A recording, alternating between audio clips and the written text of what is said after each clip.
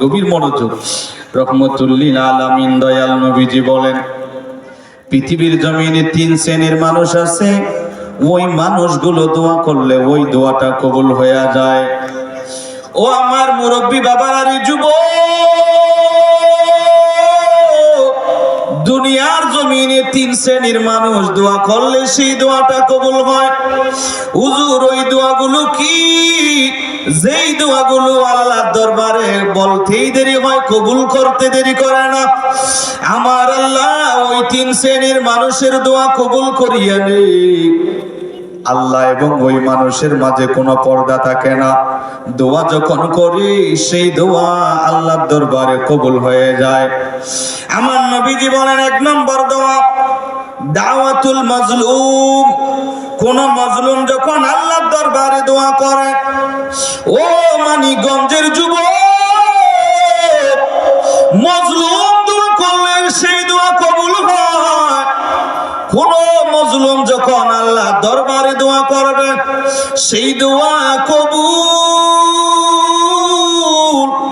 ওই দোয়াটা আল্লাহর দরবারে কবুল হয়ে যায়। মাজলুম মানে যাকে জুলুম করা হয়েছে, ওই মানুষটা যদি আল্লাহর দরবারে দোয়া করে দোয়াটা কবুল হয়ে যায়। নবীজি বলেন, 2 নম্বর আর 1 শ্রেণীর মানুষ দোয়া করলে দোয়াটা কবুল হয়। সেই দোয়াটা কোন দোয়া?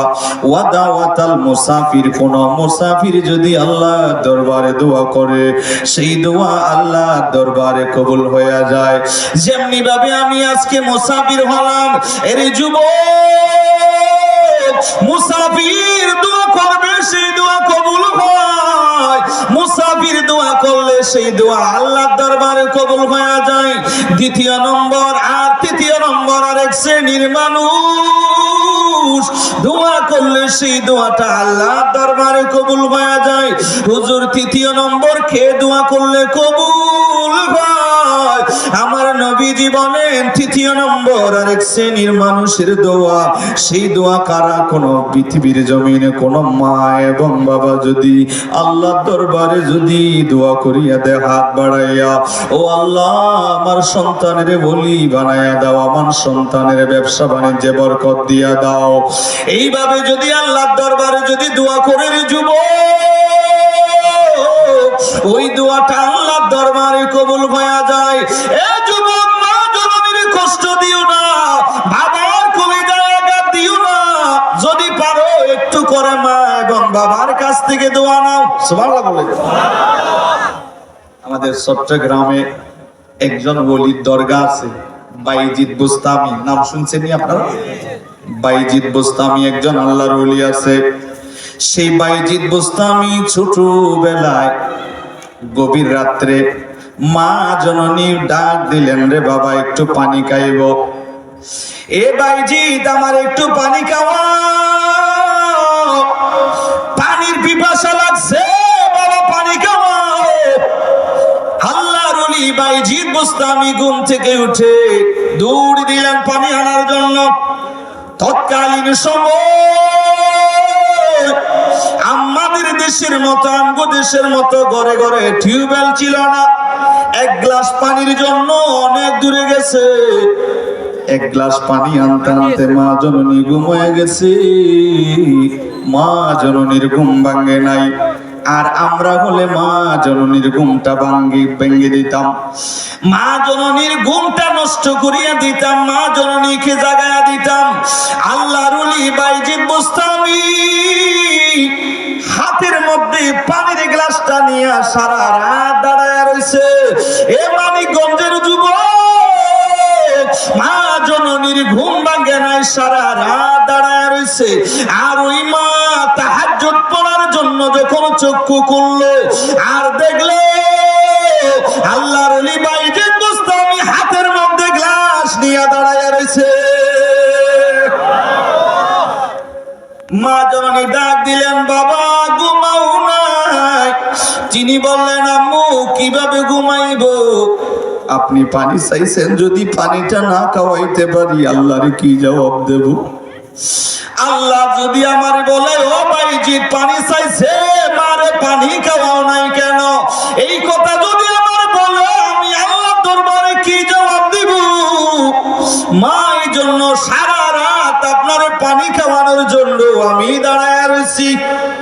আরে যুবক, আমাদের মা যদি বলে, আজকালের ছেলেগুলো জবাব দিবে, মা আপনি উঠি খান, আমি দিতে পারতাম না, আপনি উঠি খান। আপনাকে দেশের গুলো বলে, এদিকে বলো, আমগো দেশের গুলো বলতেছি। এই হায় হায়, মা পানি চাইলে দেয় না। বাবা বয়স্ক হইয়া গেছে, বাবার সামগুলো যখন ফোতা হইয়া গেছে, এখন আগের মতো শক্তি নাই, এখন আর বাবা মারে ভালো লাগে না। ও যুবক, সেই সময় বাবারে ভালো লাগতো, যেই সময় বাবার পকেট থেকে 500টি 1000-এর নোট যখন সন্তানের দিতে পারতো, বাবা ভালো ছিল।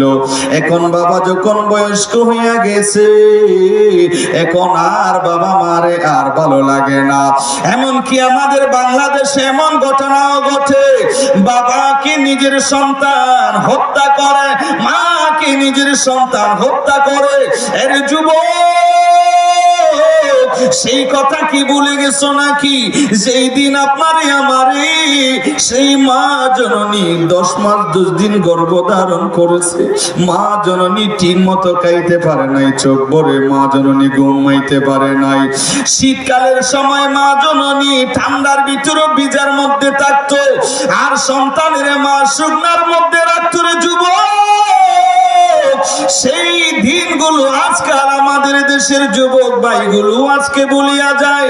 আমার আল্লাহ বলেন, ও দুনিয়ার মানুষ, আমি আল্লাহর যদি পাইতে চাও, মা এবং বাবারে রাজি করু। মা এবং বাবা যদি নারাজ হইয়া যায়, আমি আল্লাহও নারাজ হইয়া যাব। ও যুবক ভাই, মা বাবারে কষ্ট দিয়া আল্লাহরে পাইবা না, মা বাবার কলিজায় আঘাত দিয়া আল্লাহরে পাইবা না।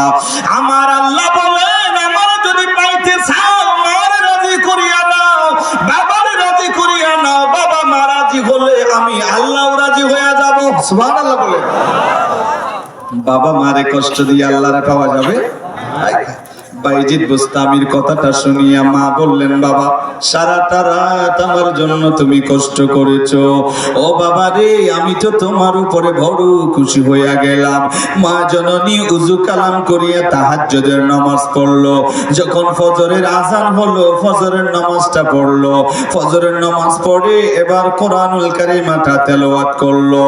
ও পর্দার অন্তরালের আম্মু, তাহাজ্জুদের নামাজ পড়বেন, আযান দিলি ফজরের নামাজটুকু আদায় করবেন, আর কোরআনুল কারীমটা তেলাওয়াত করবেন। রে আম্মু, আল্লাহর দরবারে দোয়া করেন, যেই দোয়া করবেন সেই দোয়া আমার আল্লাহ কবুল করিয়া নেয়। ও মা, বাইজিদ বুস্তামির মাও যেমন মা, আপনিও তো মা। খাজা গরিবে নওয়াজের মা যেমন মা, আপনিও তো মা। আব্দুল কাদের জিলানীর মা যেমন মা, আপনিও তো মা।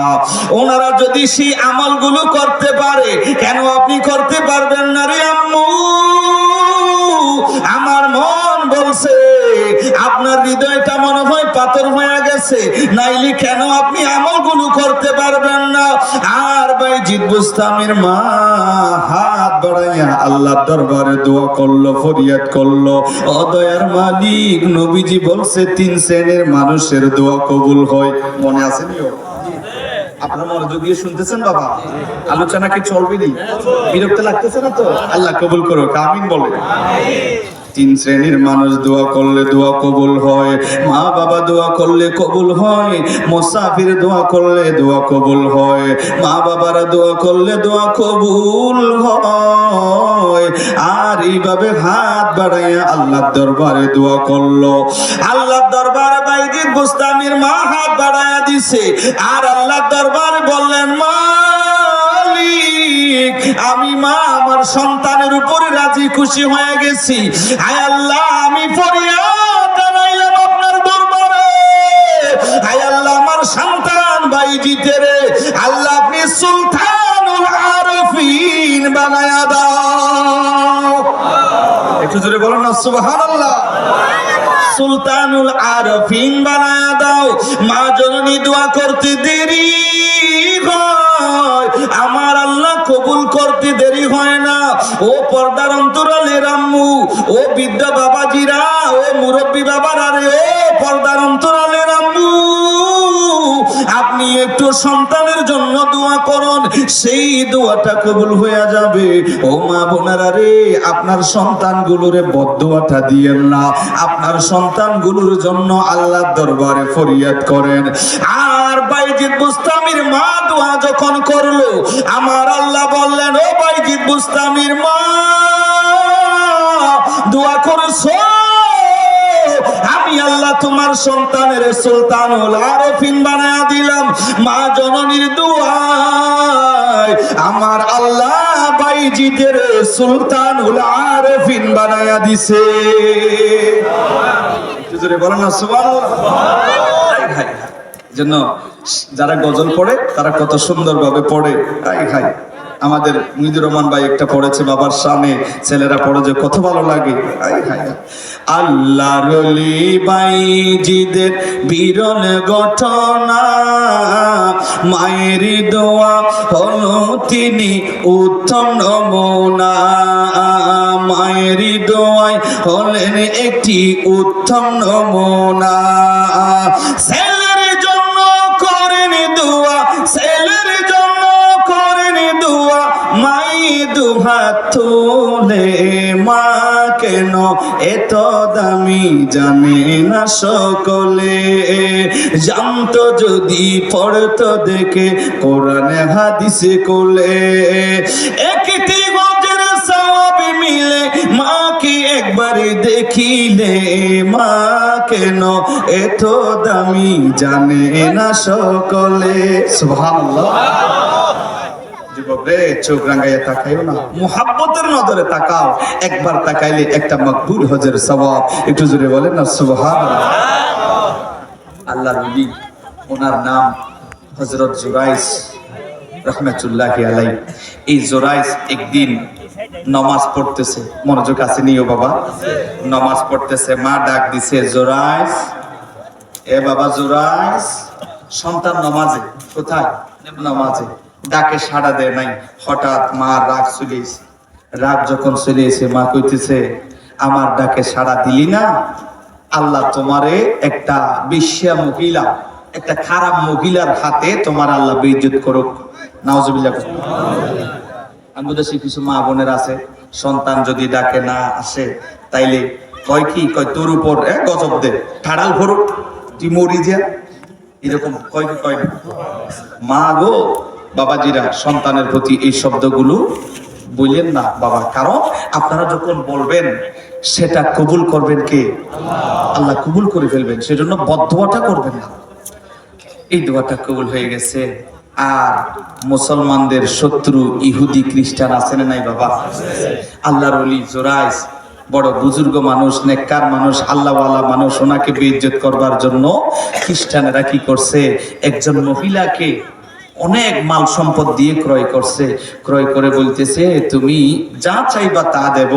ওই যে আল্লাহর ওলি আছে, নেককার মানুষ, ইবাদত করতেছে জুরাইস, তুমি ওনার সাথে বেয়াদবি করবেন না। সবাই মুরব্বী বাবারা আছেন, শিক্ষিত মানুষ আছেন, হাদিস পাক, বেয়াদবি করবেন না। উনাকে বলতেছে, তুমি ওনার সাথে জেনা করো। নাউজুবিল্লাহ। যদি করতে পারো তোমাকে অনেক কিছু দেব, অনেক কিছু তোমাকে দেব। আমরা ওনাকে বেইজ্জতি করবার জন্য তোমাকে, তুমি যা চাও তা দেব। আমাদের লক্ষ্য উদ্দেশ্য কি? ওনাকে বেইজ্জত করা। নাউজুবিল্লাহ। ইজ্জত দেওয়ার মালিক কি? আল্লাহ। ইজ্জত রক্ষা করার মালিক আল্লাহ। এই মহিলাটা ওনার সাথে, উনি যে রুমের মধ্যে যে ইবাদত খানকায় তিনি ইবাদত করত, সেইখানে গেলেন। যাওয়ার পরে এই মহিলাটা বললেন, এ জুরাইস আমার সাথে জেনা করো, যা মনে চাইবা তা করতে পারবা, বেয়াদবি করবেন না, ক্ষমা চাই, মনে কষ্ট নিয়েন না। আর আল্লাহর ওলি জুরাইস বলছেন, মহিলা রে, আমার ইবাদত করার সুযোগ দাও, এই জায়গা থেকে তুমি চলে যাও, আমার ডিস্টার্ব করো না, আমি আল্লাহ রাব্বুল আলামিনকে রাজি করবার জন্য ইবাদত করতেছি, এখান থেকে চলে যাও। এইভাবে যখন বললো, ওই মহিলাটা রাগ চলে আসলো। যখন উনি আল্লাহর ওলি যখন ওনার কাছে গেল না, ওনাকে যখন জবাব দিয়া দিল, আর এই মহিলা অন্য একটা এলাকায় চলে গেল, আর একটা রাখালের সাথে জেনা করলো। বিয়াদবি নিয়েন না রে বাবারা, একটা রাখালের সাথে জেনা করার পরে ওই মহিলাটার গর্ভের মধ্যে একটা সন্তান চলে আসলো। এবার সন্তানটা 1 মাস 2 মাস 3 মাস এইভাবে যাইতে যাইতে 10 মাস যখন পূর্ণ হলো, এই মহিলার একজন সন্তান দুনিয়াতে আসলো। ও মুরব্বী বাবারা রে যুবক,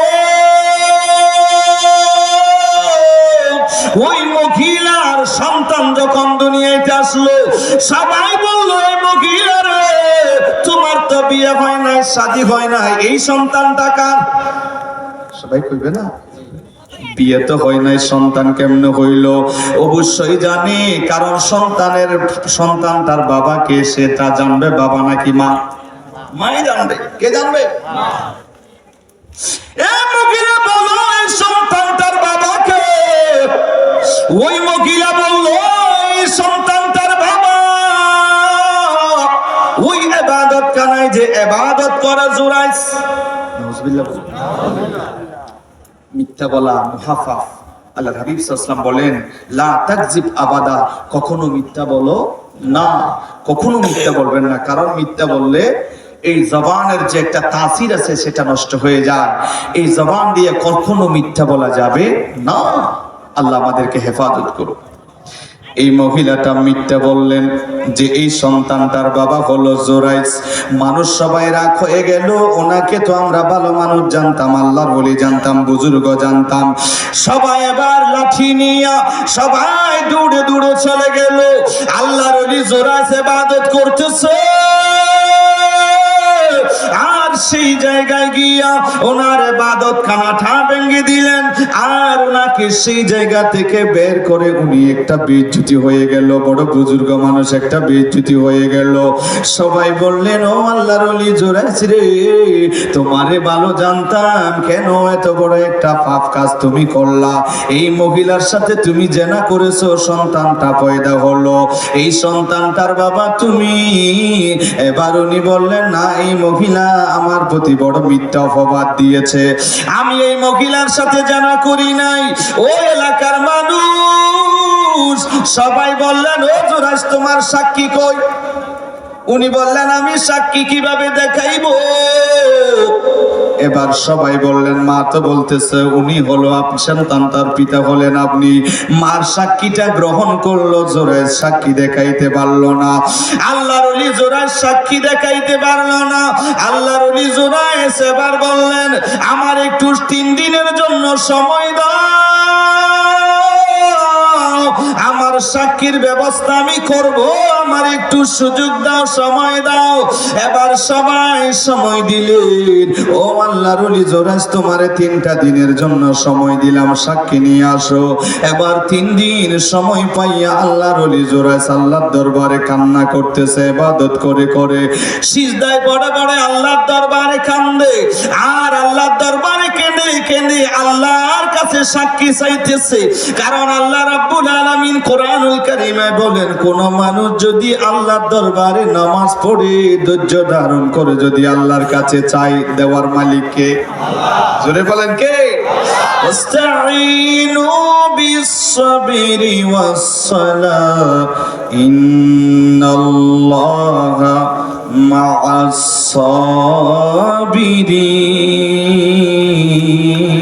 মা'আস-সাবিরিন। জোরে বলেন আল্লাহু আকবার। আল্লাহর দরবারে ধৈর্য ধারণ করে নামাজ পড়ে পড়ে চাইলেন, আর আমার আল্লাহ ইলহাম নাজিল করলো, ও জোরাইস রে, সাক্ষীর ব্যবস্থা হয়ে গেছে, আল্লাহ আমার জন্য সাক্ষীর ব্যবস্থা করিয়া দাও। আমার আল্লাহ সাক্ষীর ব্যবস্থা করিয়া দিলেন, ইলহাম দিলেন, আমার আল্লাহ জানাইয়া দিলেন, আমার আল্লাহ ওনাকে জানাইয়া দিলেন, তোমার সাক্ষীর ব্যবস্থা হয়ে গেল। এবার উনি গেলেন, উনি যাওয়ার পরে 3 দিন পরে বললেন, আমার সাক্ষীর ব্যবস্থা হয়ে গেল। বলে কে? বলে ওই মহিলার কোলের মধ্যে যে শিশুটা আছে, ওই শিশুটা হলো আমার জন্য সাক্ষী। সবাই বললেন, ও জোরাইস পাগল হয়ে গেছো নাকি? 3 দিনের শিশু, 4 দিনের শিশু, এই শিশু তো কথা বলতে পারি না। ও জোরাইস তুমি কি বলছো? এই শিশু কথা তো বলতে পারে না। আল্লাহর ওলি জোরাইজ বলছেন, না রে না, আমার আল্লাহ যদি চায় ওই সন্তান 3 দিন হোক 4 দিন হোক, আমার আল্লাহ যদি চায় ওই শিশু সন্তানের জবান দিয়া আমার আল্লাহ শব্দ বের করাইতে পারে। আমার আল্লাহ চাইলে পারে, আমার আল্লাহ চাইলেই পারে। এবার উনি বললেন, ঠিক আছে, এবার একটু জিজ্ঞেস করো সে সন্তানটারে। 3 দিন পরে আসলো, মা সন্তানটারে কোলের মধ্যে নিয়ে আসলো। আল্লাহর ওলি চলে গেল। এবার যাওয়ার পরে ওই শিশু সন্তানের দিকে তাকাইয়া সবাই বলছে, ও শিশু সন্তান, একটু বলো তোমার বাবা কি জোরাইজ নাকি অন্য কেউ, একটু করে তুমি বলে দাও। এবার আমার আল্লাহ ওই শিশুর জবানটা খুলিয়ে দিলেন। এবার শিশুটা কথা বলল, ও দুনিয়ার মানুষ, ওই আমার মা হলো ফাজেরা মহিলা, মিথ্যাবাদী মহিলা। আমার বাবা জোরাইজ না, আমার মা মিথ্যাবাদী। আল্লাহর ওলি জোরাইজ হলো সত্যবাদী। একটু জোরে বলেন না সুবহানাল্লাহ। আল্লাহ চাইলে পারে কি পারে না? জোরে বলেন, পারে কি পারে না? আল্লাহ চাইলে পারে বাবারা। ঈসা রূহুল্লাহকে দুলনার মধ্যে আমার আল্লাহ কথা বলার শক্তি দিয়েছে, দুলনার মধ্যে কথা বলেছেন। আমার আল্লাহ যদি শক্তি দে, আমার আল্লাহ যদি ক্ষমতা দে, পারে কি পারে না? জোরাইসের পক্ষে যখন এইভাবে শিশুটা যখন সাক্ষী দিয়ে দিল, আর সবাই জোরাইসের কাছে ক্ষমা চাইলো, ও আল্লাহর ওলি জোরাইস, আমাদেরকে ক্ষমা করিয়া দাও, ও জোরাইস আমাদেরকে মাফ করে দাও, বড় অপরাধ করেছি, আপনার সাথে বেয়াদবি করেছি। সবাই বললেন, আপনার ইবাদত খানাটা ভেঙে দিয়েছি, আমরা সবাই মিলে আপনার ইবাদত খানাটা স্বর্ণ দিয়ে আমরা তৈরি করিয়া দেব। উনি বললেন, না, আমার ওই ইবাদত খানাটা স্বর্ণ দিয়া বা তৈরি করে দিতে হবে না, আমারে আগের মতো তৈরি করিয়াই দিলে হবে। বলে, কেন? আমরা তো আপনার সাথে বড় বেয়াদবি করেছি।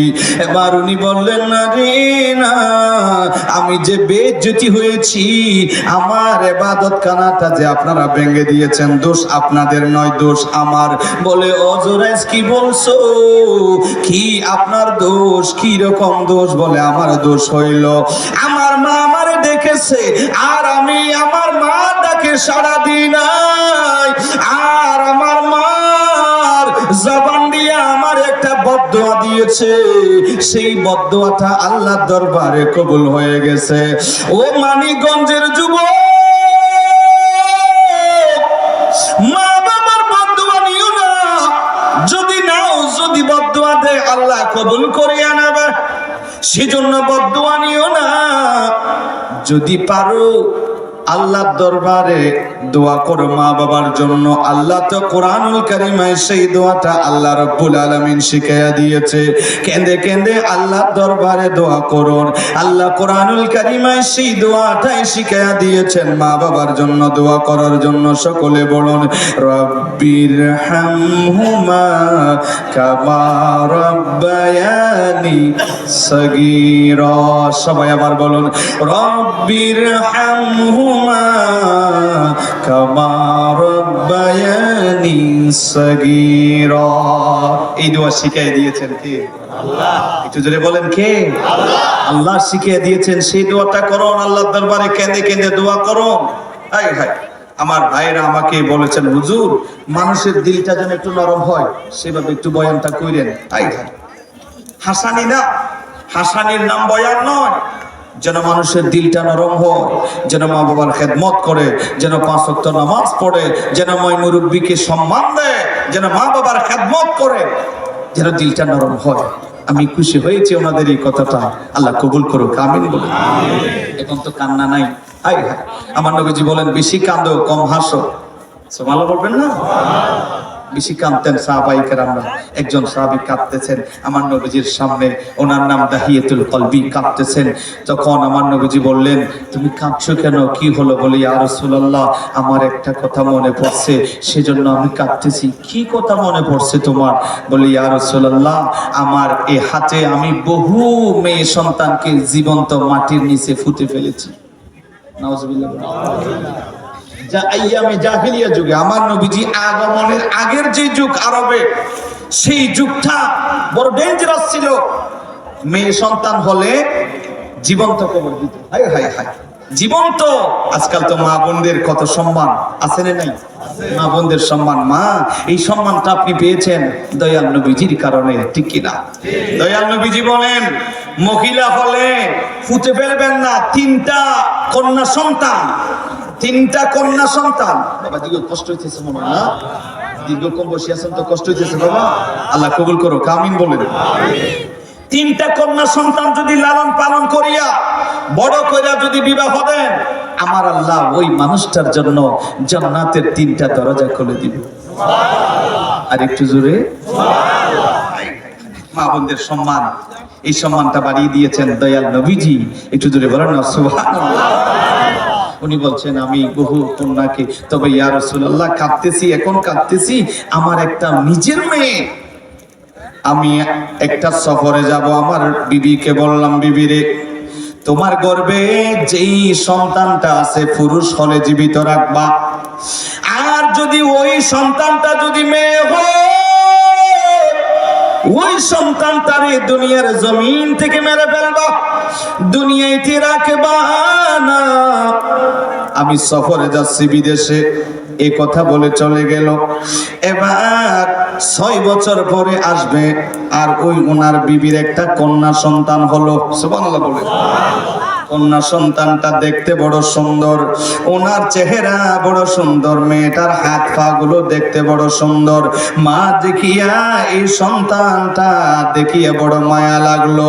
স্বামী বলছে মেরে ফেলার জন্য, এবার উনি ওই মেয়েটারে মেরে ফেলে নাই, ওই মেয়েটারে সুন্দরভাবে লালন পালন করতেছে, আর ওনার একটা সুন্দর নাম দিছে। ওই নাম হলো, মেয়েটার নাম রাখলো জমিলা। আরবি ভাষায়, আরবিতে জমিলুন মানে সুন্দর। মেয়েটার চেহারা হাত পা গুলো সুন্দর হওয়ার কারণে মা নাম রাখলেন জমিলা।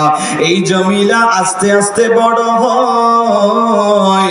এবার ওই জমিলার বয়স যখন দেখা গেল 5-6 বছর যখন হলো, আর ওনার বাবা বহু বছর পরে, 6 বছর পরে, প্রায় 6 বছর পরে যখন ঘরের মধ্যে আসলো, এবার দেখলেন ওনাদের ঘরে একটা সুন্দর একটা কন্যা সন্তান মেয়ে। আর ডাক দিলেন, বিবি রে, এই মেয়েটা কার? উনি বললেন, স্বামী গো, এই মেয়েটা আমাদের মেয়ে নয়, মেয়েটারে বাঁচাইবার জন্য বললেন, এই মেয়েটা আমার বোনের মেয়ে, আমাদের ঘরে লালন পালন করতেছি বাঁচাইবার জন্য। এবার বললেন, ঠিক আছে। এবার ওই মেয়েটারে, ছোট্ট মেয়েটারে শিখাইয়া দিলেন, ওনারে তুমি আব্বু বলে ডাকিও, ওনারে তুমি আদর করিও, ডাকলে যাইবা ওনার মুখের মধ্যে, গালের মধ্যে তুমি চুমু দিও, আদর করিও। এইভাবে আদর করতেছে, আর এমনি ভাবে যখন মোহাব্বত হয়ে গেল, একদিন বিবি ডাক দিয়া বললেন, স্বামী গো, এতদিন আপনারে বলি নাই যে মেয়েটা আপনারে এত আদর করতেছে, এটা আমার বোনের মেয়ে না, এটা হলো আপনার মেয়ে, এটার বাবা বলেন আপনি, এটা আমাদের মেয়ে। এবার দাহিয়াতুল কলবি এই কথাটা শুনিয়া উনি কিছু করলেন না, মোহাব্বত জমে গেল। ওই জাহিলিয়া যুগটা এটা একটা খারাপ যুগ ছিল। এবার যখন সবাই যখন জেনে গেলেন যে জমিলা ওনারই কন্যা সন্তান, সমাজে চেহারা দেখাইতে পারে না, কতগুলো মেয়েরে তুমি নিজের হাতে মাটির নিচে দাফন করে দিয়েছো, পুঁতে ফেলেছো, আর তোমার নিজের মেয়েরে তুমি কিছু করো না। এইভাবে সমাজের মানুষ সোনারে লাঞ্ছিত করা আরম্ভ করলো। এক পর্যায়ে উনি সহ্য করতে না পেরে একদিন বিবিরে বললেন, বিবিরে মেয়েটারে জমিলার একটু সাজাইয়া দাও, গোসল করাইয়া দাও। মা জননী সুন্দরভাবে গোসল করাইয়া দিল, সুন্দরভাবে বলে পোশাক পরাইয়া দাও। ও স্বামী রে কই নিবেন? বলে ওনারে নিয়ে আজকে একটু বেড়াইতে যাব, একটু সুন্দরভাবে সাজাইয়া দাও। সুন্দরভাবে সাজাইয়া দিলেন, সুন্দরভাবে সাজাইয়া বাবার হাতে তুলে দিল। আর মা বললেন, স্বামী গো, এই মেয়েটা আমার বড় আদরের মেয়ে, এই মেয়েটার একটু দেখিও, কোনো ক্ষতি যেন না হয়। এই মেয়েটা আমার বড় আদরের মেয়ে, চেহারা দেখো কত মায়া লাগে, সেজন্যই নামটা রাখলাম জমিলা। ও স্বামী রে, যেই দিকে যাইবা হাতে হাতে রাখিও, ওনার যেন কোনো ক্ষতি না হয়। এবার দাহিয়াতুল কলবি বললেন, আমার নবীরে বুঝাইতেছে, ইয়া রাসূলুল্লাহ, মেয়েটারে নিয়ে আমি রওনা হলাম। যাইতে যাইতে যেই দিকে বেড়াইতে যাওয়ার কথা সেই দিকে না গিয়া আমি ওনারে নিয়ে পাহাড়ের দিকে আমি রওনা হয়ে গেলাম। দাহিয়াতুল কলবি ওই মেয়েটারে নিয়ে পাহাড়ের দিকে রওনা হলো। আর মেয়েটা ডাক দিল, আব্বু, আপনি বেড়াইতে যাইবেন এই দিকে, কেন আপনি পাহাড়ের দিকে যাচ্ছেন? ও বাবা জিরা রে, কোন মানুষ যদি ঢাকা থেকে যদি আরিসাগারের দিকে যদি যায়, ওই মানুষটা ওই দিকে না গিয়া যদি এই দিকে চলে আসে, সবাই তো বলবে ওই দিকে না যাওয়ার কথা। ওই মেয়েটাও বলছে, আব্বু, আপনি এই দিকে না গিয়ে এই দিকে কেন যাচ্ছেন? আর উনি বলছেন, আসো। এই কথা বলে ওনারে হাত ধরে ধরে পাহাড়ের দিকে নিয়ে গেল। পাহাড়ের মধ্যে নিয়ে এবার দাহিয়াতুল কলবি বললেন, আমি এবার ওনার জন্য গর্ত খনন করতেছি, মাটি খনন করতেছি। মাটি খনন করতে করতে আমার কপাল দিয়া গাম বের হয়, ওই মেয়েটা গামগুলো মুছিয়া দেয়। ও মানিকগঞ্জের বাবাজিরা রে, মেয়েগুলো বাবার বেশি ভালোবাসে, মেয়েরা বাবার বড় ভক্ত, বাবার বেশি মোহাব্বত করে, বাবার প্রশংসা করলে মেয়েরা বেশি খুশি হয়, ওই বাবারই বেশি ভালোবাসে মেয়েগুলো। আর মেয়েটা গানগুলো মুছে দিচ্ছেন, বাবারে ডাক দিচ্ছেন, রে বাবা, এই জায়গায় গর্ত কি জন্য খনন করছেন, মাটি খনন করছেন কি জন্য রে বাবা? মেয়েটা বললেন, বাবা, এই জায়গায় গর্ত খনন করিও না, আসুন আমরা বেড়াইতে যাই বাবা, এই জায়গায় গর্ত খনন করার দরকার নাই। এবার উনি বললেন, মজমিলা, একটু ওই দিকে খেলো, এই গর্ত খনন করা শেষ হলে তোমারে আমি ডাকবো, যাও ওই দিকে যাও, একটু খেলো, আমি সময় হলে তোমারে ডাকবো। এই কথা বলে এবার জমিলারে বহু দূরে পাঠাইয়া দিল। আর উনি গর্ত খনন করতে করতে বহু গভীর যখন হয়ে গেল, এবার ওই জমিলারে ডাকলেন, রে মেয়ে, একটু এই দিকে আসো, গর্তের ভিতরে কি আছে দেখো। এবার ওই মেয়েটা বাবার ডাক শুনিয়া দৌড়ে দৌড়ে আসলো। ও মানিকগঞ্জের যুবক, এই দাহিয়াতুল কলবি বলেন, আমি আমার মেয়েটারে একটা ধাক্কা দিয়ে গর্তের ভিতরে ফেলে দিলাম। আর মেয়েটা গর্তের ভিতরে পড়িয়া চিৎকার মারছেন, রে আব্বু, আমারে উঠাইয়া নাও, আমি বড় দুর্বল, এই গর্ত থেকে আমি উঠতে পারবো না, আমার একটু উঠাইয়া নাও রে আব্বু, আমার একটু উঠাইয়া নাও, আমি এখান থেকে উঠতে পারবো না, আমার আব্বা উঠাইয়া নাও। এবার উনি মাটি দেওয়া আরম্ভ করলো। কেমন একটা খারাপ যুগ সেই সময় ছিল, মেয়ে হলে জীবন্ত মেয়েটারে মাটির নিচে দিয়ে মেরে ফেলতো। এই মেয়েটা ডাক দিলেন, রে আব্বু, উঠাইয়া নাও, আমার শক্তি নাই, আমি এখান থেকে উঠতে পারবো না। এই মেয়েটা হাত জোর করে ডাক দিলেন। আর দাহিয়াতুল কলবি মাটি দেওয়া আরম্ভ করলো উপর থেকে। এই মেয়েটা বললেন, রে আব্বু, জানি আপনি আমারে মেরে ফেলবেন। হাত জোর করে ডাক দিলেন, রে আব্বু, আমি কোনোদিন আপনারে বাবা বলে ডাকবো না, বাবা বলে পরিচয় দেব না। ও বাবা, আমার একটু উঠায় না, আমার জীবন তো মেরে ফেলিও না রে আব্বু,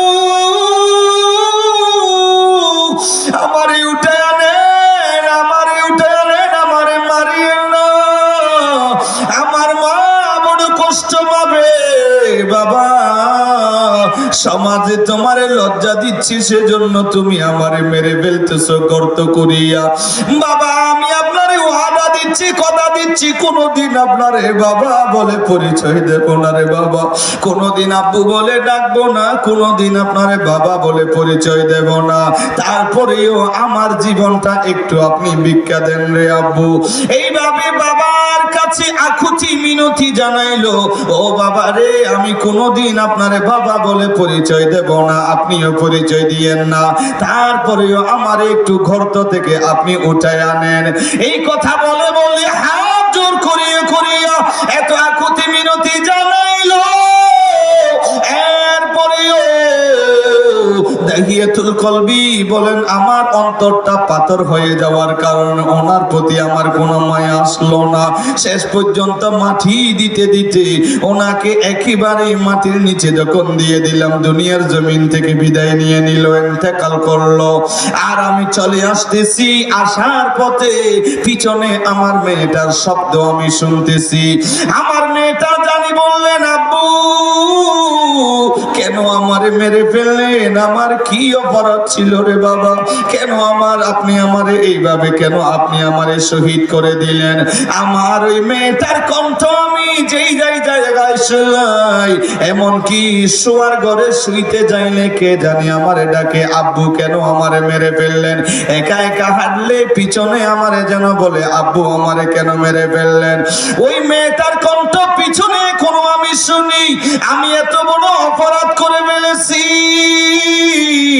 ও মায়ার নবী গো, এই অপরাধ আল্লাহ রাব্বুল আলামিন আমারে ক্ষমা করবেনি। এবার রহমতুল লিল আলামিন দয়াল নবীজির চক্ষু মোবারক দিয়া জর্জর করে পানি পড়ে। ও দাহিয়াতুল কলবি কি এত অপরাধ তুমি করলা, তোমার ওই মেয়েটার প্রতি একটু কি মায়া আসলো না? আর উনি বললেন সেই সময় না জানি আমি কি অবস্থায় ছিলাম, আমি এত বড় অপরাধ করেছি জানি না আমার আল্লাহ আমারে ক্ষমা করে দিয়েছেন। এই জন্যই আমি প্রায় সময় কান্নাকাটি করি। ও মায়ার নবী গো, আমি যদি জানতাম আমার এই অপরাধটা আল্লাহ ক্ষমা করে দিয়েছে কিনা, এই জন্যই আমি কান্দি। রহমতুল লিল আলামিন দয়াল নবী একটু করে চুপ রইলেন। আমার আল্লাহ জিবরাইলকে ডাক দিলেন, ও জিবরাইল যাও রহমতুল লিল আলামিন দয়াল নবীর কাছে যাও, আর একটু বলো যারা কালেমা শরীফ পড়িয়ে নেবে, যারা কালেমা শরীফ পড়ে নেবে লা ইলাহা ইল্লাল্লাহু মুহাম্মাদুর রাসূলুল্লাহ সাল্লাল্লাহু আলাইহি ওয়াসাল্লাম, যারা কালেমা শরীফ পড়বে, যারা কালেমা শরীফ যারা পড়বে, ঈমান যারা আনবে, ইসলাম যারা গ্রহণ করবে, ইসলাম গ্রহণ করার পরে আমি আল্লাহ আগের সব গুনাহগুলো মাফ করিয়ে দেব। একটু জোরে বলেন না সুবহানাল্লাহ। ইসলাম ধর্ম গ্রহণ করলে আগের গুনাহগুলো মাফ করে দেন কে? আল্লাহ। হায় হায় হায়, মানুষ এখন আমরা এইজন্য চেহারা কার সুন্দর এটা দেখবে না, আল্লাহ দেখবে ওই মানুষটার কলব। একটু কি জোরে বলা যাবে সুবহানাল্লাহ? নবীজির একজন সাহাবী ছিলেন, ওই সাহাবীর নাম জুলাইবিব। ওই সাহাবীটা একটু খাটো ছিল, দেখতে একটু খাটো এবং কালো, সুবহানাল্লাহ বলবেন না? কিন্তু মনটা ছিল খুবই ভালো, সুবহানাল্লাহ বলেন। চেহারা না, মন অন্তর, এটা হলো বড় জিনিস, কথা বলেন ঠিক কিনা? ওনার নাম জুলাইবিব।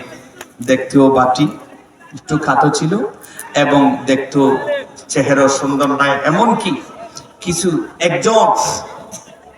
একজন এমন বলল যে জুলাইবিব যেন আমার ঘরে না আসে। হায় হায় হায়, কিন্তু মানুষটা কালো হলেও ওই মানুষটা দামি, যেই মানুষটা আল্লাহর দরবারে মকবুল, কথা বলেন ঠিক কিনা? জুলাইবিব রাদিয়াল্লাহু তাআলা তিনি একদিন চেহারা মলিন করে নবীজির সামনে গেলেন। আমার নবীজি বললেন, জুলাইবিব চেহারা মলিন কেন? বলে, ইয়া রাসূলুল্লাহ, দুনিয়াতে আমি বিবাহ করতে পারি নাই, হাসরের ময়দানে জান্নাতে আমি বিবাহ করতে পারবো নি। এই মনটা ছোট, কেউ মেয়ে দিতে চাচ্ছে না। আমার নবী ডাক দিলেন, জুলাই বিবরে, এই কথাটা তুমি কি জন্য বললা? বলে, নবী গো, এই আরবে কোন মানুষ আমার মেয়ে দিতে চায় না, কারণ আমি বাটি, আমার চেহারা সুন্দর নাই। দ্বিতীয় নম্বর, ছোট কালে আমার মা বাবাকে আমি হারিয়ে ফেলেছি, আর আমি বড় এতিম, বংশের পরিচয়টা আমি দিতে পারি না, এজন্য কেউ আমার মেয়ে দিতে চায় না, আর আমি বড় দরিদ্র, কে আমার মেয়ে দিবি? আমার নবী বললেন, ও জুলাইবি, মনে কষ্ট নিও না, আমি নবী তোমারে বিবাহ শাদী তোমারে করাইব। রহমতুল লিল আলামিন দয়াল নবী উনারে সান্ত্বনা দিলেন। এবার আমার নবীজি একজন আনসারী সাহাবীকে ডাকলো। ওনার ঘরে একজন সুন্দরী একজন মেয়ে ছিল, সুন্দর একটা মেয়ে ছিল। ওই আনসারী সাহাবীকে ডাক দিলেন, ও সাহাবী রে, তোমার ঘরে একটা সুন্দর মেয়ে আছে, সেটা বিবাহের প্রস্তাব দিচ্ছি। উনি বড় খুশি হয়ে গেল। ও মায়ার নবী, বড় খুশি হয়ে গেলাম। বলে, আমার জন্য নয়। বলে, ইয়া রাসূলুল্লাহ, আমি মনে করেছি আপনার জন্য। বলে, আমার জন্য না। বলে, ইয়া রাসূলুল্লাহ, কার জন্য? বলে, আমার ওই আদরের সাহাবী, বাটি কালো, গরিব দরিদ্র, সেই জুলাইবিবের জন্য তোমার মেয়ের প্রস্তাব আমি নবী দিচ্ছি। এবার উনি জুলাইবিবির কথাটা শুনিয়া ওনার মনটা একটু ক্ষুণ্ণ হলো, ওনার মনে কষ্ট পেল। নবী গো, আমার মেয়েটারে কত দামি দামি মানুষের ছেলেরা দেখে, আর একটা খালো, একেবারে একটা বাটি, একটা খাটো ছেলে, আর উনি বড় দরিদ্র, আর ওনার কাছে আমার এই সুন্দরী মেয়েটার বিবাহ দিব। এবার উনি বললেন, ইয়া রাসূলুল্লাহ, আমি একটু আমার বিবির সাথে আমি একটু পরামর্শ করব। এই কথা বলে আমার নবী বললেন, ঠিক আছে, তুমি বিবির সাথে পরামর্শ করো, তোমার বউয়ের সাথে তুমি যাও, পরামর্শ করে আমারে জানাও। এবার উনি ঘরে চলে গেল, আনসারী সাহাবী ঘরে চলে গেল, বিবিরে ডাক দিলেন, বিবি রে, নবীর কাছ থেকে মেয়ের প্রস্তাব আসছে। আর বিবিও বড় খুশি হয়ে গেল। বলে, নবীজির পক্ষ থেকে মানি, নবীজির জন্য নয়। কার জন্য? বলে, জুলাইবিবের জন্য। আর উনি বললেন, না, হবে না, আমাদের এত সুন্দরী মহিলাটা, এত সুন্দরী মেয়েটা জুলাইবিবেকে আমরা বিবাহ দিতে পারি না। এবার মেয়ের ইম্মার এই কথাটা শুনিয়া এবার বলে, ঠিক আছে বাবা, চলে আসতেছে। মেয়েটা অন্য রুম থেকে শুনলো। শোনার পরে মা এবং বাবারে ডাক দিলেন, রে বাবা, আমার বিবাহের প্রস্তাব আসছে নাকি শুনতেছি আপনারা এই বিষয়ে কথা বলছেন। এবার বললেন মা, হ্যাঁ জি ঠিক আছে মা, তোমার জন্য বিবাহের প্রস্তাব আসছে। বলে, কে প্রস্তাব দিয়েছে? বলে, আমার দয়াল নবী জুলাইবিবির জন্য তোমার বিবাহের প্রস্তাব পাঠাইছে। আর উনি বললেন, প্রস্তাবটা দিয়েছেন কে? বলে, প্রস্তাবটা দিয়েছেন রহমাতাল লিল আলামিন নবী। এবার ওই মেয়েটা বললেন, আম্মা, যেহেতু দয়াল নবীজি প্রস্তাবটা দিয়েছে, এটাকে প্রত্যাখ্যান করিয়েন না, আল্লাহ রাব্বুল আলামিন কষ্ট পাবে। জুলাইবিবের জন্য যদি দয়াল নবীজি রহমাতুল লিল আলামিন নবী যদি প্রস্তাব দেয়, আমি মেয়ে জুলাইবিবের বিবাহ করার জন্য রাজি আছি। ও পর্দার অন্তরালের মা বোনেরা রে, কবে জানি ওই ধরনের মা বোনেরা আমাদের বাংলাদেশে জন্ম নিবে। ওই মেয়ে বললেন, কাটো হোক কালো হোক, নবীজি তো প্রস্তাবটা পাঠাইছে। ও আম্মু, এই প্রস্তাবটারে প্রত্যাখ্যান করিয়েন না। এবার মেয়ে বললেন, আব্বু জান, নবীজির একটু বলেন, আমি মেয়ে বিবাহের মধ্যে রাজি আছি। এবার বাবা চলে গেল, নবীজির কাছে যাইয়া বললেন, ইয়া রাসূলুল্লাহ, আমার মেয়েটা রাজি আছে, আমরাও রাজি, তাহলে আপনি এবার একটু বিবাহের ব্যবস্থাটা একটু করে ফেলেন। সুন্দরভাবে বিবাহের ব্যবস্থাটা করা হলো, আর আমার নবীজি সুন্দরভাবে জুলাইবিবের সাথে ওনার সাথে শাদী করিয়া দিলেন। শাদী হয়ে গেল, বিবাহ হয়ে গেল।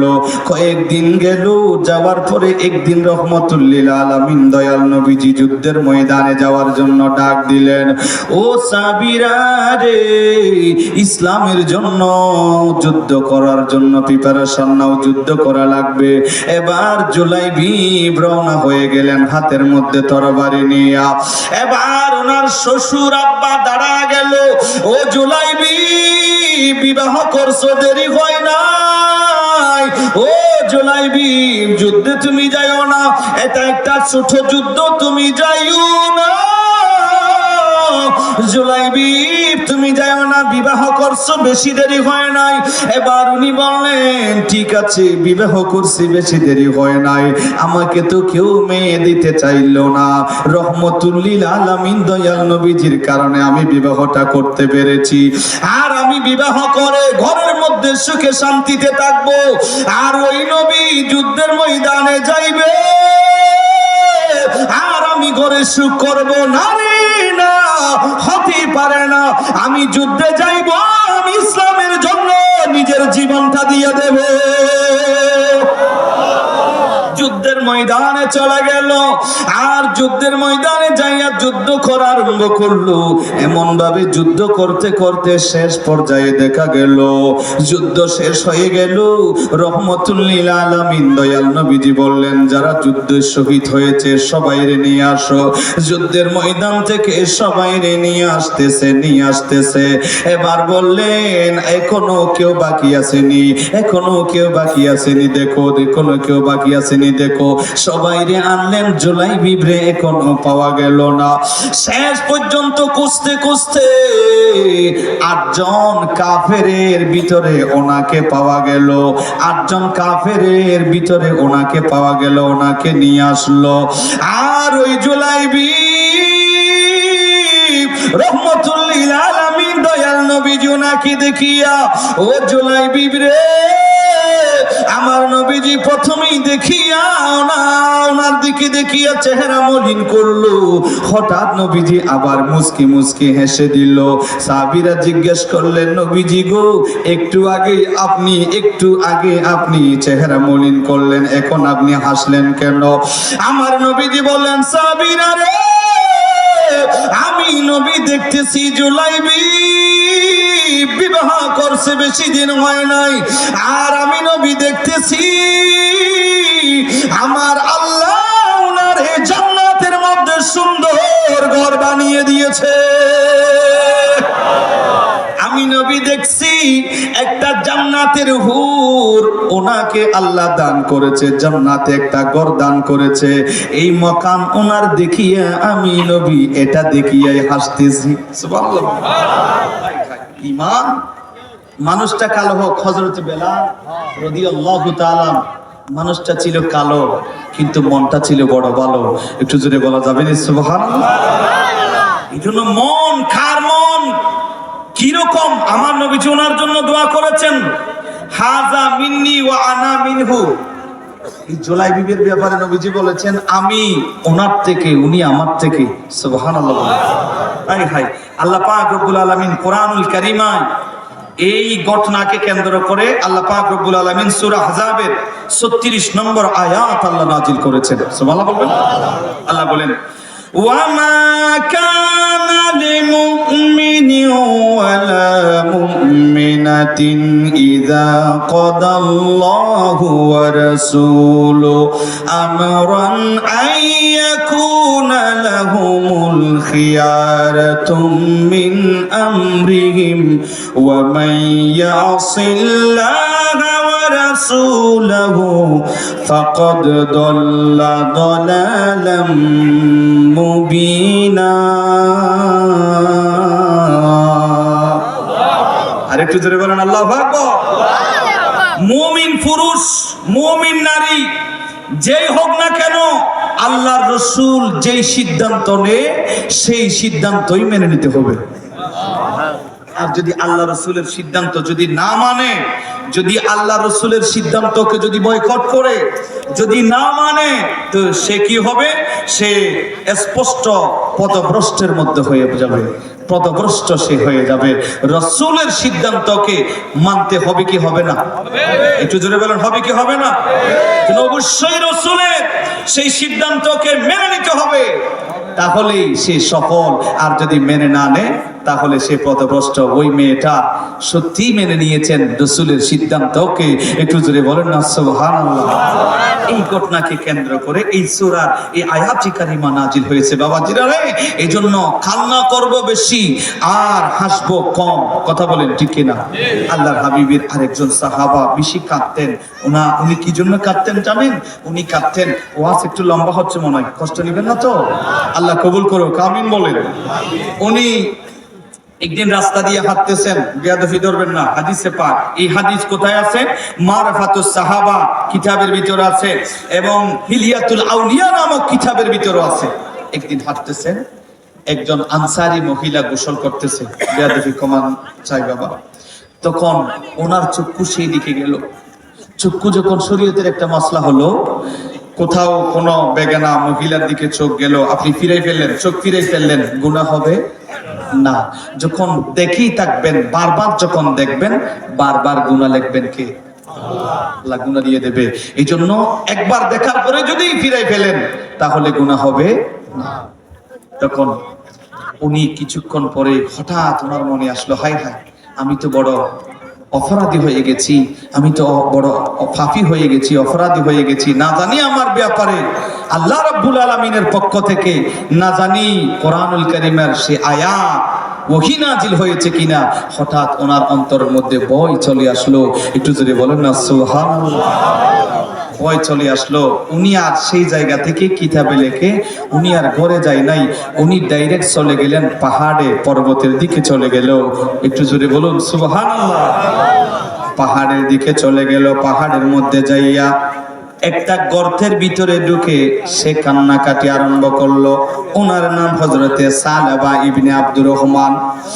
এই সালাবা ইবনে আব্দুর রহমান গুহার ভিতরে ঢুকিয়া কান্দে। সাহাবায়ে কেরামরা পেলেন না, নবীজি সফরে ছিলেন, সফর থেকে আসলো। সাহাবীদেরকে ডাক দিলেন, ও সাহাবীরা রে, আমার সালেবা কই, সালেবা কই?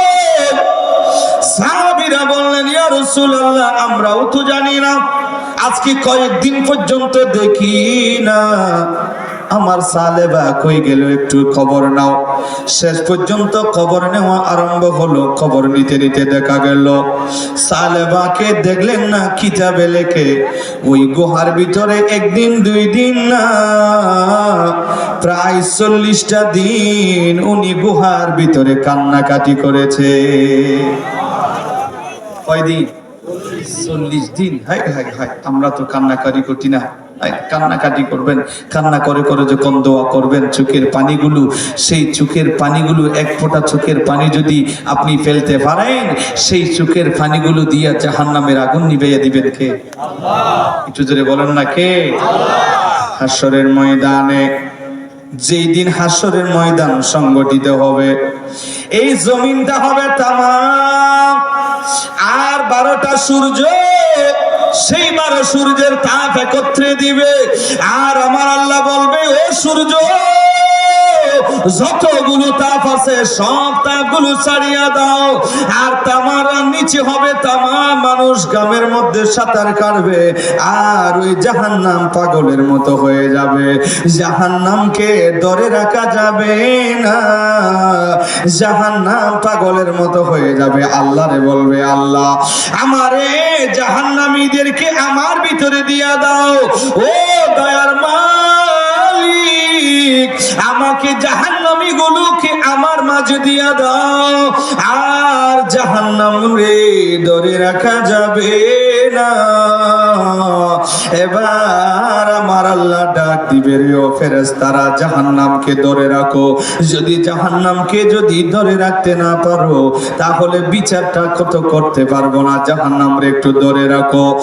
আর আমার আল্লাহ রাব্বুল আলামিন সেই দিন জাহান্নামের সেই আগুনগুলোকে সামান্য একটু পানি ছিটায়া দেবে কিছু মানুষের জন্য। সেই জাহান্নামের পানিটা দেওয়ার সাথে সাথে জাহান্নামের আগুনটা নিভিয়ে যাবে। আমার আল্লাহর দরবারে ডাক দিবে, রে মালিক একটু সামান্য পানি দিলেন, সে জাহান্নামের আগুনগুলো নিভিয়ে গেল। আয় আল্লাহ, এটা কোন পানি? এটা কি জমজমের পানি, নাকি আবা হায়াতের পানি, নাকি হাউজে কৌসারের পানি? আর আমার আল্লাহ ডাক দিবে, নারী না, এই পানিটা জমজমের পানিও না, আবে হায়াতের পানিও না, এই পানিটা হলো আমার ওই বান্দার গভীর রাত্রিতে বেয়ে বেয়ে পড়া চোখের পানি। চোখের পানির দাম আছে না নাই? চোখের পানিগুলো দিয়া জাহান্নামের আগুন নিভিয়ে দেবেন আমার আল্লাহ। সুবহানাল্লাহ বলে। হযরতে সালবা রাদিয়াল্লাহু তাআলা 40 দিন পর্যন্ত গুহার ভিতরে তিনি কেঁদেছেন। শেষ পর্যন্ত যখন নবীজি পেলেন না, দুইজন সাহাবীকে ডাক দিলেন। একজন হযরতে ফারুক আজম রাদিয়াল্লাহু তাআলা, দ্বিতীয় নম্বর আরেকজন সাহাবীকে ডাকলেন হযরতে সালমান ফারসি রাদিয়াল্লাহু তাআলা। ওনারা দুইজনকে ডেকে বললেন, আমার সালবারে তোমরা একটু খুঁজে বের করো তো কোন জায়গায় গিয়েছে, আজকে এতদিন পর্যন্ত পাওয়া যাচ্ছে না। এই দুইজন সাহাবী এবার রওনা দিয়ে দিলেন ওনাদেরকে খোঁজার জন্য, ওনাকে খোঁজার জন্য। যাইতে যাইতে অনেক জায়গা খুঁজলেন, কোথাও পেলেন না। তিনারা পর্বতের দিকে রওনা হয়ে গেল, পাহাড়ের দিকে চলে গেল। মানুষজন দেখলেন না, একজন মানুষ কিছু ছাগল চড়াইতেছে, ওনাকে দেখলেন, ওনার কাছে গেলেন। যাওয়ার পরে বললেন, আপনি কি একজন মানুষকে দেখেছেন সালবা নামের? তো ওনারা বললেন না। উনি বলেন, এইরকম কোনো মানুষ দেখি নাই, তবে পাহাড়ের উপরে একজন মানুষকে দেখেছি। একটু জোরে বলুন না সুবহানাল্লাহ। একজন মানুষকে দেখেছে পাহাড়ের উপরে, তাকে সারাদিন ওই মানুষটা আসে না, সন্ধ্যার দিকে আসে। আর ওই মানুষ দুইটা হাত মাথার উপরে দিয়ে দিয়ে কেঁদে কেঁদে আসে। আর আসি আমার সাথে যখন সাক্ষাৎ হয়, আমি একটু দুধ খাওয়ার জন্য দিই, আর ওই দুধগুলো খাওয়ার জন্য জাবানে নেয়। চোখের পানি এসিয়া ওই দুধের ভিতরে পড়ে, মানুষটার কান্নায় চোখের পানি বেয়ে বেয়ে দুধের মধ্যে পড়ার কারণে মানুষটা দুধ খাইতে পারে না, ফেলে দেয়। ওই মানুষটা এত বেশি কান্না করেছে, কান্না করতে করতে চোখের পানি আসতে আসতে এই চেহারার মধ্যে ওনার দাগ হয়ে গেল, এত বেশি কান্না সে করেছে। আর বলে, উনি বলে ওই পাহাড়ের উপরে যান পাইবেন। হযরতে ফারুক আজম এবং সালমান ফারসি রাদিয়াল্লাহু তাআলা দুইজন রওনা দিলেন সেই দিকে। যাইতে যাইতে এবার পাহাড়ের উপর যখন উঠলো, দেখলেন হযরতে সালবা ইবনে আব্দুর রহমান সেই পাহাড়ের উপরে তিনি দাঁড়িয়ে দাঁড়িয়ে নামাজ আদায় করতেছে।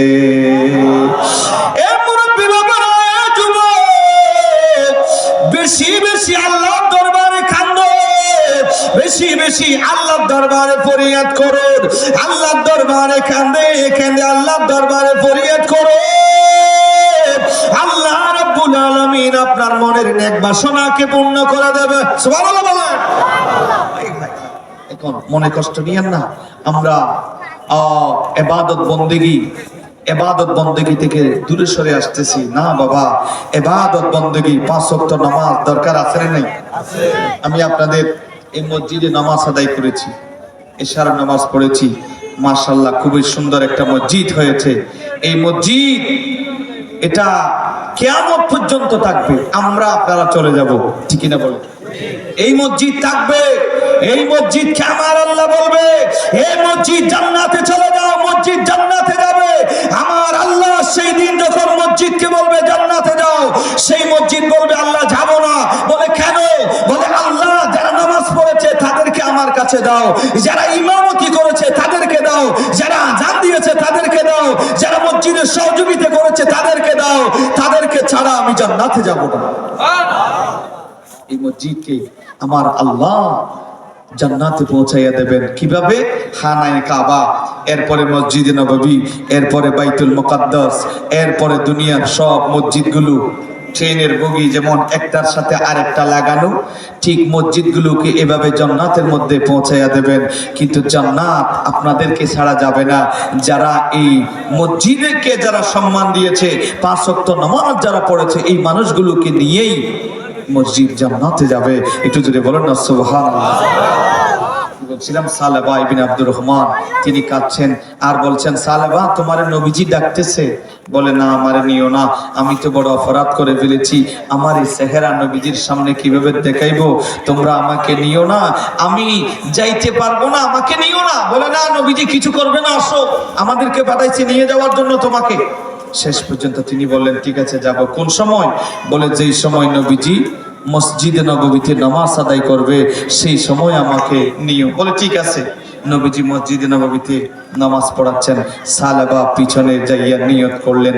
এবার নামাজ যখন শেষ হলো, নবীজি ডাকলেন, সালেবা তুমি এতদিন কোথায় ছিলে? বলি, ইয়া রাসূলুল্লাহ আমি বড় অপরাধ করে ফেলেছি, আমি বড় অন্যায় করে ফেলেছি, আল্লাহকে আমাকে ক্ষমা করে দিয়েছে। আমার নবীজি দেখলেন তিনি একেবারেই হেগলা হয়ে গেছে, একেবারেই দুর্বল হয়ে গেছে, অসুস্থ হয়ে গেছে, কাঁদতে কাঁদতে। নবীজি বললেন, যাও তুমি ঘরে চলে যাও। ঘরে প্রেরণ করে দিলেন কিতাবে লেখে, সেই দিন থেকে 8 দিন হলো, 8 দিন পর্যন্ত হলো। 8 দিন হওয়ার পরে উনি খুবই অসুস্থ হয়ে গেলেন। নবীজিকে খবর দিলেন, আমার নবীজি দেখার জন্য গেল। নবীজি দেখলেন যে তিনি আর দুনিয়াতে থাকবেন না, দুনিয়ার জমিন থেকে বিদায় নেবে। আমার নবীজির নূরানি রান মোবারকে ওনার মাথাটা রাখলেন, মাথাটা রেখে বললেন, সালেবা রে তুমি মনে কষ্ট নিও না। বলে, ইয়া রাসূলুল্লাহ আল্লাহ কি আমাকে ক্ষমা করে দিয়েছে? সুবহানাল্লাহ। আল্লাহ কি আমাকে ক্ষমা করে দিয়েছে? ওনারা যদি সামান্য অপরাধ করলেও এটাকে দেখতেন বড় করে, আর আমরা গুনাহ করি বড়, এটাকে মনে করি ছোট। হাই হাই পার্থক্য দেখেন। ওনারা সামান্য অপরাধ করলেও সেটাকে বড় ভাবতেন, আর আমরা গুনাহ করি বড়, এটাকে মনে করি ছোট। High high. উনি বললেন, ইয়া রাসূলুল্লাহ আমাকে কি আল্লাহ ক্ষমা করে দিয়েছে? আল্লাহর সাথে সাথে ওহী নাজিল করলেন। আল্লাহ বললেন, ও জিবরাইল যাও আমার নবীকে একটু গিয়ে বলো, আমি আল্লাহ সালেবাকে আমি আল্লাহ ক্ষমা করে দিয়েছি। একটু জোরে বলুন না সুবহানাল্লাহ। হাই নবীজির সাথে লাগলে দাম বাড়ে কি বাড়ে না? বাড়িয়ে যায়। আমার নবীজির উসিলায় আল্লাহ ওনাকে ক্ষমা করে দিলেন। নবীজির কারণে মদিনা শরীফের মাটির দামও বেড়ে গেছে, ঠিক কিনা? আমাদের হাজী সাহেব আছেন, মদিনা শরীফের মাটি সেটা রোগের জন্য শেফা। কথা বলেন ঠিক কিনা? এই জন্য আমাদের ছেলেরা কিছু গজল পড়ে সুন্দর লাগে। ও মদিনার মাটি রে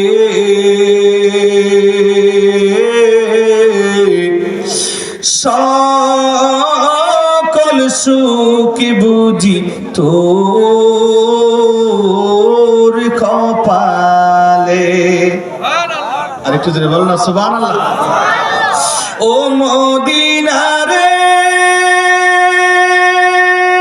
তোর বুকে আমার নবী, যার লাগি পাগল ছবি, যার তরে সৃষ্টি হলো দু জাহান। ভাবি আমি সারা কনি কখন যাব সেখানে, সহে না আর পরানে। ও মদিনার মাটি রে সকল সুখ বুঝি তোর কপালে, ঠিক না? মদিনা শরীফের দাম নবীজির কদম লাগার সাথে সাথে বাড়িয়ে দিয়েছেন কে? যারা জান নাই, আল্লাহ সবাইকে একদিন একদিন যাওয়ার আল্লাহ তৌফিক দান করুন। ও মদিনা রে তাকে যদি হইতাম আমি, উড়ে উড়ে যেতাম আমি, তাকে তো না মনে কোনো যন্ত্রণা, দেখে নাই পাকায় আমার, সাথে নাই টাকায় আমার, যাব সেইখানে, ও মদিনার মাটি রে, সকল সুখে বুঝি তোর কপালে। সুবহানাল্লাহ। আল্লাহ আমাদেরকে জীবনে একবার হলেও হজ্জে বাইতুল্লাহ জিয়ারতে মদিনা আল্লাহ আমাদের সবাইকে নসিব করুক। একটু জোরে বলেন আমিন। যা হোক, আমি শেষ পর্যায়ে কথাটা একটু গুছিয়ে ফেলি। আমার নবীজির কাছে নিয়ে গেলেন। নবীজি যখন গেলেন দেখলেন উনি দুনিয়ার জমিন আর থাকবে না। নবীজি বললেন, ও জিবরাইল, আমি কি ওনাকে জানাইয়া দেব যে আল্লাহ ওনাকে ক্ষমা করে দিয়েছে? বলে, ইয়া রাসূলুল্লাহ, জি ওনাকে জানাইয়া দেন। আমার নবীজি বলেন, সালাবা, তুমি এতদিন কান্না করেছো, আল্লাহ তোমাকে ক্ষমা করে দিয়েছে। আর একটু জোরে বলেন না সুবহানাল্লাহ। তোমাকে ক্ষমা করে দিয়েছে। এই কথা বলতেই উনি খুশি হলেন এবং উনি চক্ষু দুটো বন্ধ করলেন। সেই জায়গায় তিনি ইন্তেকাল করলেন। ইন্না লিল্লাহি ওয়া ইন্না ইলাইহি রাজিউন। আমার নবীজি বলেন, সাহাবীরা রে, তোমরা ওনার জন্য কাফন দাফনের ব্যবস্থা করো, তোমরা ওনার জন্য সবকিছু রেডি করে ফেলো। এবার ওনার জন্য কবর খনন করা হলো, সুন্দরভাবে কাফন দাফন গোসল সবকিছু সম্পন্ন হলো। এবার জানাজার দিকে যাচ্ছে, আমার নবীজিও যাচ্ছেন। নবীজি যাওয়ার সময় পা মোবারক জমিনের মধ্যে এইভাবে বসাচ্ছে না, আঙ্গুলের উপর বর দিয়ে দিয়ে যাচ্ছে। সাহাবীরা ডাক দিলেন, নবীজি গো, পা মোবারক বসাচ্ছেন না, আঙ্গুলের উপর বর দিয়ে দিয়ে যাচ্ছেন, কারণ কি? আমার নবী বলেন, সাহাবীরা রে, আমি নবী দেখতে পাচ্ছি এই সাহাবার জানাজা পড়ার জন্য এতগুলো ফেরেশতা নাজিল হয়েছে ওনার জানাজায়। আমি নবী কদম রাখার জন্য জায়গা পাচ্ছি না। ক্ষমা করে দেওয়ার মালিক কি? এই জন্য বলছিলাম, মা বাবাকে কষ্ট দিয়েন না, কারণ মা বাবাকে যদি কষ্ট দেন, আল্লাহর সাথে যদি শিরিক করেন, তাহলে এই গুনাহগুলো আল্লাহ ক্ষমা করবে না। মানুষ যদি হত্যা করেন অন্যায়ভাবে, এই গুনাহগুলো আল্লাহ ক্ষমা করবে না। এই জন্য মা এবং বাবার থেকে দোয়া নেন, সেই দোয়াটা কবুল করবেন কে? আল্লাহ। দোয়া নেবেন, বদদোয়া নয়। আমার আর মা বাবার খেদমত করবেন। একটা হাদিস আপনাদেরকে শোনাই। আমার নবীজি বলেন, উম্মত শুনো, যে আমরা তো সারা রাত বয়ান করতে পারবো না। আমাদের দায়িত্ব হলো বলা, আর আমল করার দায়িত্ব আপনাদের, ঠিক কি না? এই হাদিস মেশকাত শরীফের মধ্যে আছে, বাইহাকি শরীফের মধ্যে আছে। মেশকাতের 429 নম্বর পৃষ্ঠার মধ্যে হাদিস আসছে। আব্দুল্লাহ ইবনে আব্বাস রাদিয়াল্লাহু তাআলা قال قال রাসূলুল্লাহ, সকলে বলুন সাল্লাল্লাহু আলাইহি ওয়াসাল্লাম। আমার নবীজি ইরশাদ করেন, আসবাহা মুতিয়ান ফিল ওয়ালিদাই আসবাহা লাহু বাবানে মফতুহানে মিনাল জান্নাহ। আমার নবীজি বলেন, কোন সন্তান যদি মা এবং বাবা, মনে আছে তো আপনাদের, মা এবং বাবা এই দুইজনের যদি খেদমত করে, দুইজনকে যদি রাজি করে, মা এবং বাবা যদি ওই সন্তানের জন্য দোয়া করে, আমার নবীজি বলেন ওই সন্তানের জন্য আমার আল্লাহ বাবুন মানে দরজা, বাবুন মানে কি? দরজা। বাবানে মানে দুইটা দরজা, বাবা মানে দুইটা দরজা, বাবানে মাফতুহানে মিনাল জান্নাহ। আমার নবীজি বলেন ওই সন্তানের জন্য, যে সন্তান মা বাবারে রাজি করতে পেরেছে। ও মুরব্বী বাবারা, এর যুবক সন্তান, যে সন্তান মা বাবা দুইজনের রাজি করতে পারবে, আমার নবীজি বলেন ওই সন্তানের জন্য আমার আল্লাহ জান্নাতের দুইটা দরজা খুলিয়া দেবে। আবার কিছু সন্তান আছে যারা মাতৃকোট থেকে বের করে দিয়েছে, মারে বাদ দেয় না, বাবারে বাদ দেয় না, কাপড় চোপড় দেয় না, মা এবং বাবার নাফরমানি করে। ওই ধরনের সন্তান তারা যদি দুনিয়ার জমিন থেকে যদি তারা মারা যায়, ওনাদের জন্য আমার আল্লাহ কি করবে? আসবাহা লাহু বাবানে মফতুহানে মিনান নার। ওই সন্তানগুলোর জন্য আমার আল্লাহ জাহান্নামের দুইটা দরজা ওই সন্তানের জন্য খুলিয়া দেবে। আরে আমার সংসারের যুবক, যদি জান্নাতের দরজা খোলা পাইতে চাও, মা বাবার খেদমত খেদমত করো। আর যদি বলো হুজুর আমি জাহান্নামের দুইটা দরজা খোলা পাইতে চাই, আমি বলবো যুবক মা এবং বাবার নাফরমানি করো, আমার আল্লাহ জাহান্নামের দুইটা দরজা খুলিয়ে দেবে। আর যদি বলো না রে না, আমি আমার জন্য জান্নাতের দুইটা দরজা খোলা পাইতে চাই, আর ওনাদেরকে বলবো যদি জান্নাতের দুইটা দরজা খোলা পাইতে চান তাহলে মা এবং বাবা দুইজনের খেদমত করেন, জান্নাতের দুইটা দরজা খুলিয়ে দেবে। শুধু তাই নয় রে বাবাজিরা, আমার নবীজি বলেন লা ইয়াদখুলুল জান্নাত, জান্নাতের মধ্যে প্রবেশ করতে পারবে না কোন সন্তান, যেই সন্তান মা এবং বাবারে ঘর থেকে বের করে দিয়েছে, ঘর থেকে আলাদা করে দিয়েছে, মা বাবার কবরা কবরি রাখে না, বৃদ্ধ হয়ে গেছে মা বাবা। এরে যুবক, মা বাবা বৃদ্ধ হয়ে গেলে ঘর থেকে বের করে দিও না। যদি ঘর থেকে বের করে দাও আমার আল্লাহ জান্নাত আপনাকে দেবে না, জান্নাতে প্রবেশ করতে পারবেন না। আর শুধু তাই নয়, রাহমাতুল লিল আলামিন দয়াল নবীজি বলেন, আরে উম্মত, আমার নবীজি বলেন রাগিমা আনফুহু রাগিমা আনফুহু রাগিমা আনফুহু। আমার নবীজি তিনবার বদদুয়া দিলেন। সাহাবীরা জিজ্ঞেস করলো ইয়া রাসূলুল্লাহ, রাগিমা আনফুহু বলে বলে তিনবার বদদুয়া দিলেন, এই বদদুয়াটা কাদেরকে দিলেন? আমার নবীজি বলেন ওই যুবক, ওই মানুষগুলোরে আমি নবী বদদুয়া দিলাম যে মানুষগুলো মা এবং বাবা একজন অথবা দুইজনকে পেল আর ওনাদের খেদমত করিয়া ওনাদের সেবা করিয়া জান্নাতটা ক্রয় করতে পারলো না, জান্নাতটা ক্রয় করে নিতে পারলো না রে যুবক। ওনাদের প্রতি নবীজির তিনবার বদদুয়া। নাউজুবিল্লাহ বলুন। হায় হায় হায়, নবীজি যদি কাউকে বদদুয়া দেয় এই বদদুয়াটা কবুল হবে কি হবে না? কোনো সন্দেহ আছে? কোনো সন্দেহ নাই, বদদুয়া পাইবে। খবরদার, এই জন্য মা বাবাকে কষ্ট দিবেন না। যদি জান্নাত চান, যদি আল্লাহকে রাজি করতে চান তাহলে অবশ্যই মা এবং বাবার খেদমত করা লাগবে। আল্লাহ পাক রব্বুল আলামিন আমাদেরকে কবুল আর মঞ্জুর করুন। আমরা পড়ি আমিন।